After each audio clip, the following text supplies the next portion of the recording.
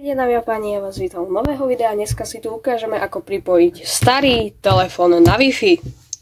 Ak sa vám toto video bude páčiť, nezabudnite dať like, odber a zvonček a dole do komentárov napísať, čo si o tomto videu myslíte. Ďakujem, nebudeme to kecavať a ideme na to. Takže najprv v mojom telefóne tak zapnem službu mobilný prístup. To je vlastne hotspot.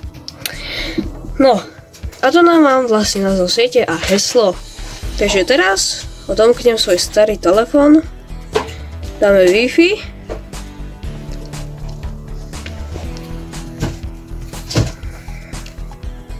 Dáme siete Wi-Fi.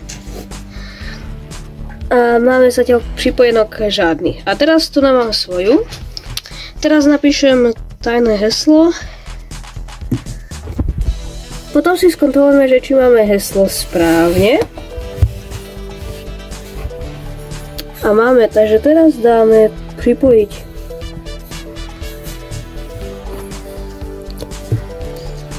A áno, heslo, táto naša Wi-Fi, tak sa nám vlastne zapla.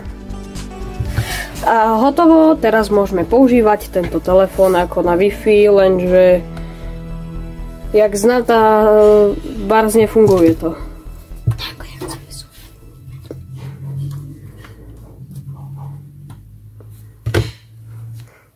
Akože Google funguje.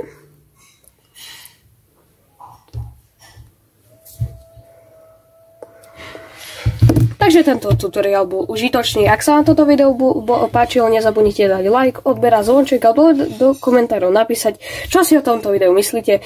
Ďakujem a dovidenia!